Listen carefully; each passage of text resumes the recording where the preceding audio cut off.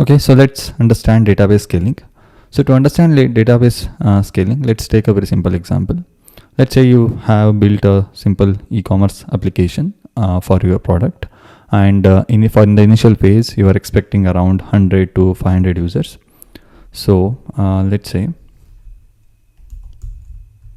e-commerce app that you have built, and initial phase you are expecting around 100 to 500 users, let's say a concurrent users or the maximum users that you are expecting. So for this use case, for this user base, you will definitely not going to create a very big database, right? And here most probably in 99% of cases you will be going with a cloud deployment. Like you will be choosing any one of the cloud where you will deploy your application, also the database.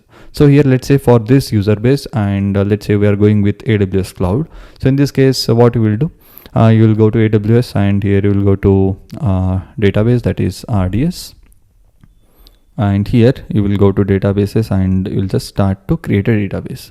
So initially for the initial phase, as we are expecting around 500 to 1000 users, so for that you will go with a easy create. Let's say you are going with a SQL database, and here you will initially go with a free tier, because for this just 100 to 500 traffic, you don't need a bigger database, and that can be suffice using this configuration, where in a free tier you will get 2 virtual CPU, 1 GB of RAM, and 20 GB of storage. So 20 GB of storage is very high for a simple or initial phase of the application where you have very less amount of data, right? So when you go with this choice, so what you will get, these are the configuration you will get. Along with that, you will get around 50 to 60 concurrent connections. Okay, so initially you will get these connections, that is at any point of time your database can able to handle 50 to 60 concurrent connections. So that should be sufficient for around 100 to 500 users, because at any point of time we will not be expecting all the users logging in or using the application at the same point of time.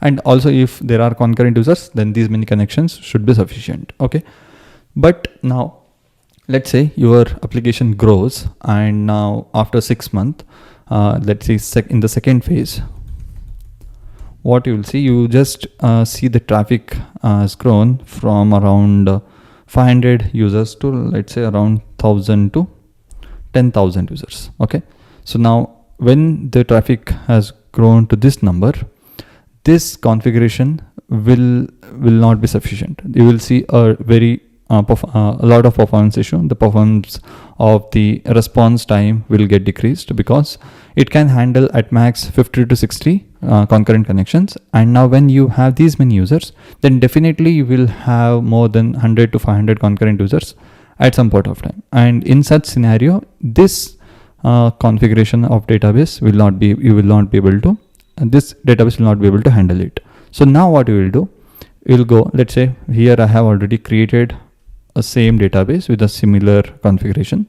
So now you will go to your initial database, and here you will go under modify, and under modify you can just change the configuration.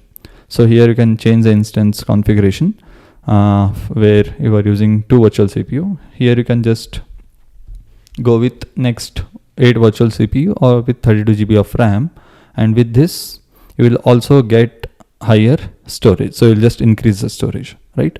So this is the second phase, where you can just increase the storage and you can just modify the database, and that will immediately take effect. And with this you can have higher number of connections according to the RAM of the machine. You will definitely get around 500 to 600 concurrent connections. So with this, definitely we'll be able to handle this load, right? So now this process of increasing the configuration of an existing database, which we call it as vertical scaling. So what we did in the vertical scaling, so initially we started with creating a simple database for our initial use case, where we went with the free tier simple database with 2 virtual CPU and 1 GB of RAM. Now, as our user grown and we see higher traffic, so we went with our existing database which we created and we modified it to the higher configuration so that we get higher concurrent connections and higher storage that should be able to handle the higher traffic, right? So this process of increasing the configuration and the storage of an existing database, what we call it as vertical scaling. Okay, so I hope you understood about this simple concept. Now the next question will come into our mind when the application grows to the third phase, or let's assume that the application has now grown to the scale of Amazon. Okay, so now in this case, what will happen? So in the third phase, or the phase where it has grown to the scale of Amazon, we may expect around 10,000 to 1 million concurrent users. Now in this case, there will be two things. The first is whether the existing database will be able to store the increased amount of data, and the second is like whether the existing database will be able to serve these many users concurrently without losing the efficiency or performance, right? So the first question here is that whether the existing database able to store the larger data set, and second is whether the existing database can handle more users with the same performance. So let's first try to answer both of the questions one by one. So to answer the first question, let's take the example of Amazon. Okay, so now if we search for, let's say, total how many products are listed on Amazon.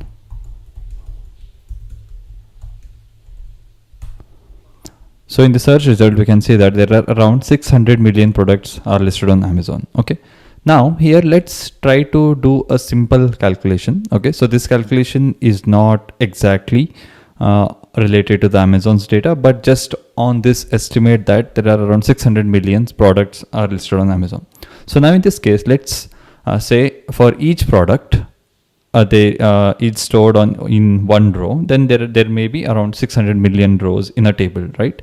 And let's say each row has 15 columns. In 15 columns, they're having different details of that product, right?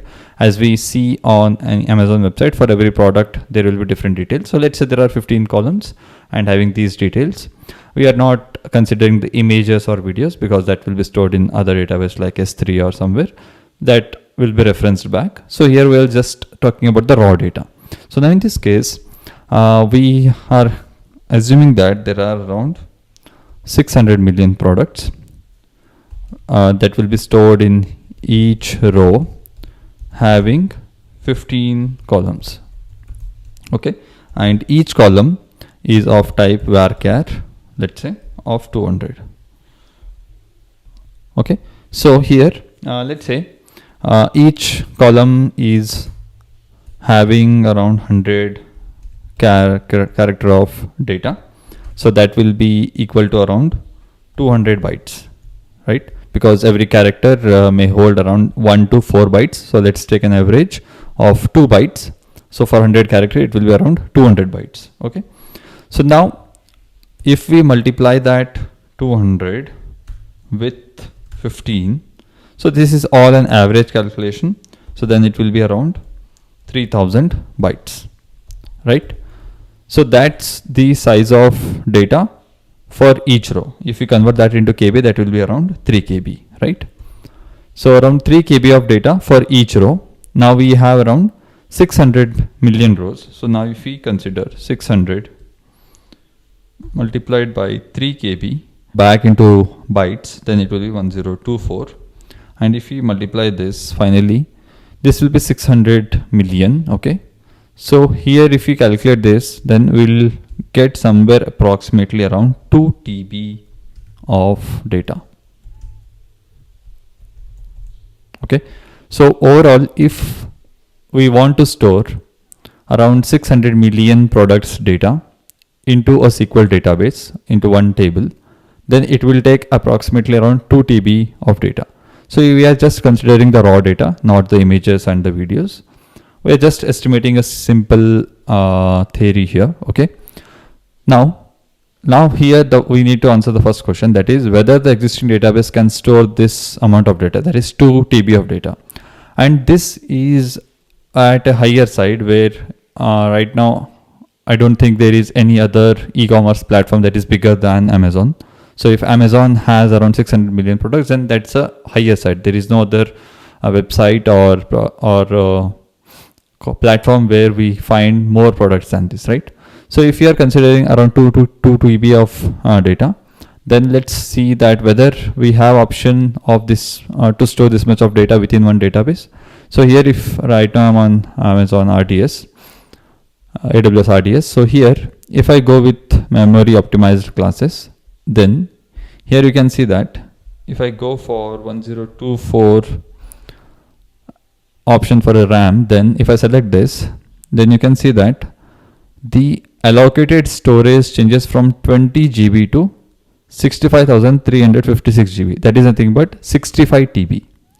So this confirms that definitely a single database instance can be vertically scaled up to 65 terabytes. That means this data can easily be stored into a single database, right? Where we have a storage option of up till 65 TB. So here the first question is answered, whether the existing database can store the larger data set. Yes, that can be stored. But now here we need to answer the second question, that whether the existing data set can handle, or the database can handle, users with the same performance. Now this is where the things will change on the basis of whether the database has low writes and high reads, or the database has high reads, high writes and low reads. Okay, so now what do you think in this case, which one of the option is right? So here definitely the first option is right for this e-commerce platform, especially like platform like Amazon, because these kind of platforms do not have very high writes, right? So the products are just added only once the product is launched, but the reads are frequent. So every time whenever a new customer or new user logs in, he will be searching for different products. So all those searches are nothing but a read operation on the database.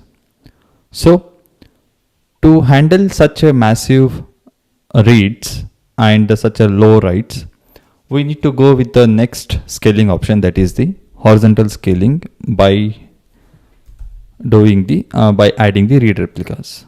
So what are read replicas?